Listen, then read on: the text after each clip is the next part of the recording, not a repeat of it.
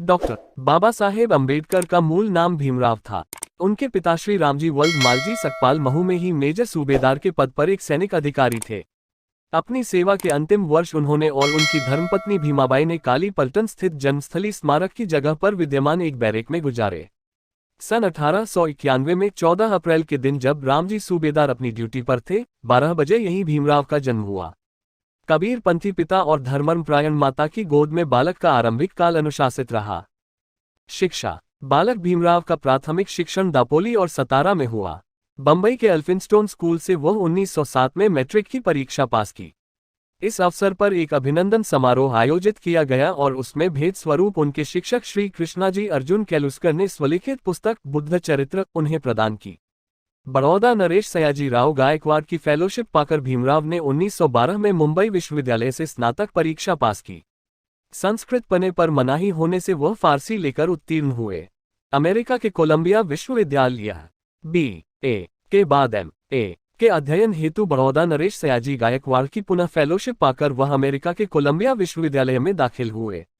सन 1915 में उन्होंने स्नातकोत्तर उपाधि की परीक्षा पास की।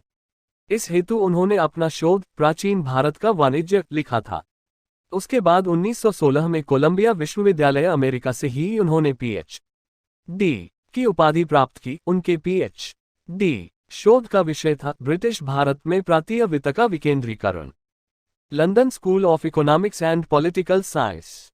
फेलोशिप समाप्त होने पर उन्हें भारत लौटना था, अतः वे ब्रिटेन होते हुए लौट रहे थे।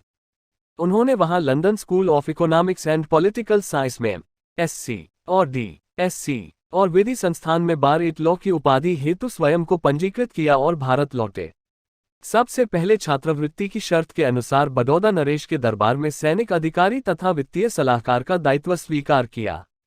पूरे शहर में उनको किराए पर रखने को कोई तैयार नहीं होने की गंभीर समस्या से वह कुछ समय के बाद ही मुंबई वापस आए। दलित प्रतिनिधित्व। वहां परेल में डबक चाल और श्रमिक कॉलोनी में रहकर अपनी अधूरी पढ़ाई को पूरी करने हेतु पार्ट टाइम अध्यापकी और वकालत कर अपनी धर्मपत्नी रमाबाई के साथ जीवन निर्वाह किया। सन 1919 में डॉक्टर अंबेडकर ने राजनीतिक सुधार हेतु गठित साउथ ब्रो आयोग के समक्ष राजनीति में दलित प्रतिनिधित्व के पक्ष में साक्ष्य दी। अशिक्षित और निर्धन लोगों को जागरूक बनाने के लिए काम।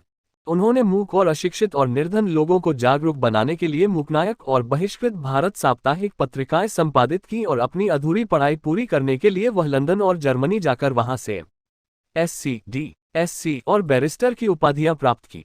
उनके MSc का शोध विषय साम्राज्य वित्त के प्राप्तीय विकेंद्रीकरण का विश्लेषणात्मक अध्ययन और उनके DSc उपाधि का विषय रुपये की समस्या, उसका उद्भव और उपाय और भारतीय चलन और बैंकिंग का इतिहास था।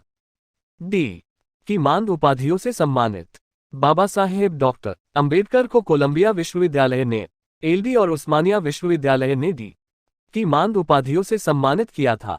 इस प्रकार डॉक्टर अंबेडकर वैश्विक युवाओं के लिए प्रेरणा बन गए, क्योंकि उनके नाम के साथ BA, MA, MSc, PhD, barrister, DSc, D आदि कुल 26 उपाधियां जुड़ी है।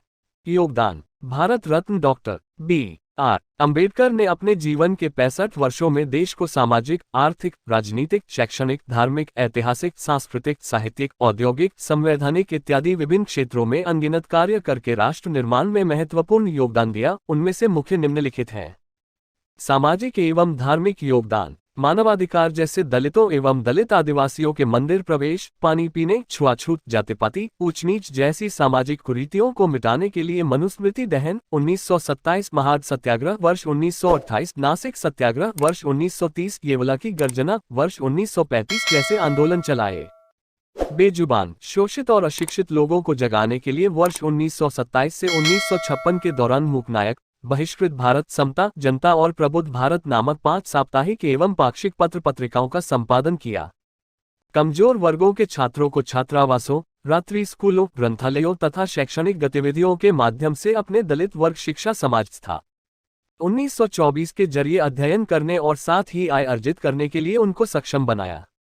सन 1945 में उन्होंने अपनी पीपुल्स एजुकेशन सोसाइटी के जरिए मुंबई में सिद्धार्थ महाविद्यालय तथा औरंगाबाद में मिलिंद महाविद्यालय की स्थापना की।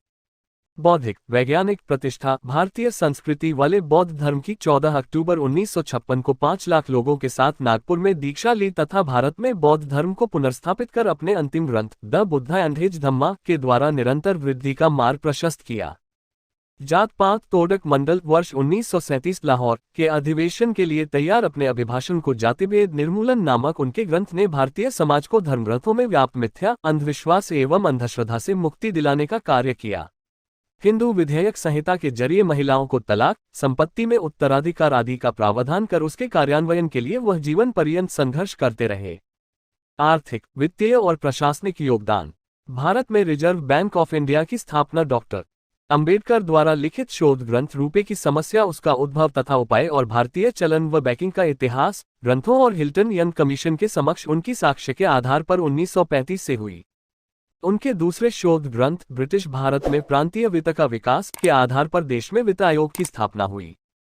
कृषि में सहकारी खेती के द्वारा पैदावार बढ़ाना, सतत विद्युत और जल आपूर्ति करने का उपाय बताया। औद्योगिक विकास, जल संचय, सिंचाई, श्रमिक और कृषक की उत्पादकता और आय बढ़ाना, सामूहिक तथा सहकारिता से प्रगत खेती करना, जमीन के राज्य स्वामित्व तथा राष्ट्रीयकरण से सर्वप्रभुत्व संपन्न समाजवादी गणराज्य की स्थापना करना।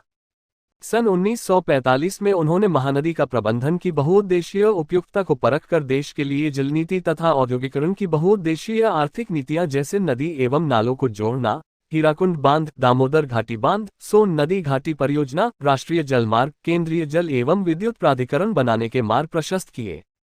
सन 1944 में प्रस्तावित केंद्रीय जल मार्ग तथा सिंचाई आयोग के प्रस्ताव को 4 अप्रैल 1945 को वाइसराय द्वारा अनुमोदित किया गया तथा बड़े बांधों वाली तकनीकों को भारत में लागू करने हेतु प्रस्तावित किया। उन्होंने भारत के विकास हेतु मजबूत तकनीकी संगठन का नेटवर्क ढांचा प्रस्तुत किया। उन्होंने जल प्रबंधन तथा विकास और नैसर्गिक संसाधनों को देश की सेवा में सार्थक रूप से प्रयुक्त करने का मार्ग प्रशस्त किया। संविधान तथा राष्ट्र निर्माण। उन्होंने समता, समानता, बंधुता एवं मानवता आधारित भारतीय संविधान को 02 वर्ष 11 महीने और 17 दिन के कठिन परिश्रम से तैयार कर 26 नवंबर 1949 को तत्कालीन राष्ट्रपति डॉक्टर राजेंद्र प्रसाद को सौंपकर देश के समस्त नागरिकों को राष्ट्रीय एकता, अखंडता और व्यक्ति की गरिमा की जीवन पद्धति से भारतीय संस्कृति को अभिभूत किया।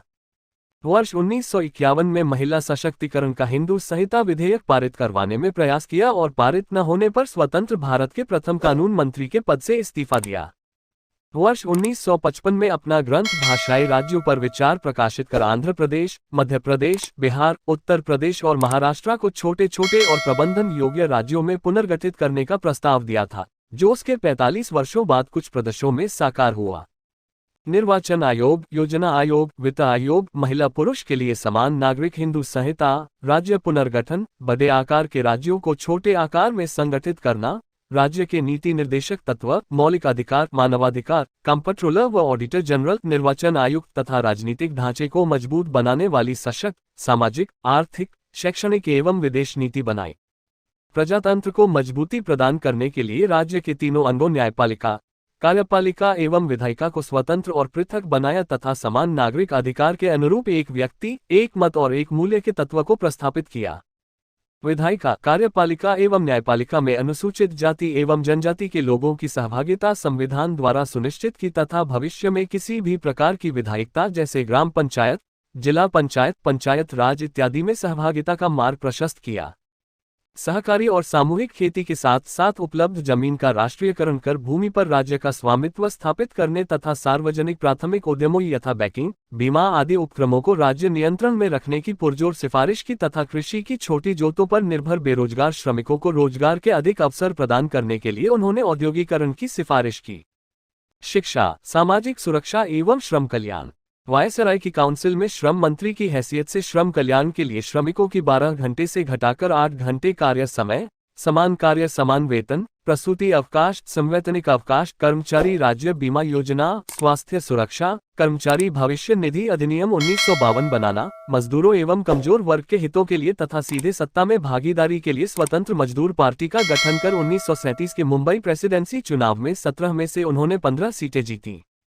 कर्मचारी राज्य बीमा के तहत स्वास्थ्य अवकाश, अपंग सहायता, कार्य करते समय आकस्मिक घटना से हुए नुकसान की भरपाई करने और अन्य अनेक सुरक्षात्मक सुविधाओं को श्रम कल्याण में शामिल किया।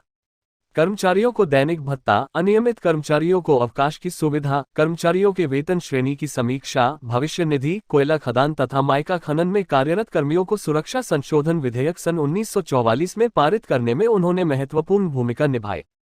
सन 1946 में उन्होंने निवास, जल आपूर्ति, शिक्षा, मनोरंजन, सहकारी प्रबंधन आदि से श्रम कल्याण नीति की नींव डाली तथा भारतीय श्रम सम्मेलन की शुरुआत की, जो अभी निरंतर जारी है, जिसमें प्रतिवर्ष मजदूरों के ज्वलंत मुद्दों पर प्रधानमंत्री की उपस्थिति में चर्चा होती है और उसके निराकरण के प्रयास किए जाते हैं। श्रम कल्याण निधि के क्रियान्वयन हेतु सलाहकार समिति बनाकर उसे जनवरी 1944 में अंजाम दिया। भारतीय सांख्यिकी अधिनियम पारित कराया ताकि श्रम की दशा, दैनिक मजदूरी, आय के अन्य स्रोत, मुद्रास्फीति, ऋण, आवास, रोजगार, जमा पूंजी तथा अन्य निधि व श्रम विवाद से संबंधित नियम संभव कर दिया। नवंबर 8, 1943 को उन्होंने 1926 से लंबित भारतीय श्रमिक अधिनियम को सक्रिय बनाकर उसके तहत भारतीय श्रमिक संघ संशोधन विधेयक प्रस्तावित किया और श्रमिक संघ को सख्ती से लागू कर दिया। स्वास्थ्य बीमा योजना, भविष्य निधि अधिनियम, कारखाना संशोधन अधिनियम, श्रमिक विवाद अधिनियम, न्यूनतम मजदूरी अधिनियम और विधिक हड़ताल के अधिनियमों को श्रमिकों के कल्याणार्थ निर्माण कराया। तो दोस्तों, यह कहानी आप लोगों को कैसी लगी कमेंट करके बताया। चैनल को सब्सक्राइब करें और लाइक करें। अगर आपको कहानी पसंद आई तो अपने दोस्तों को शेयर करें। धन्यवाद।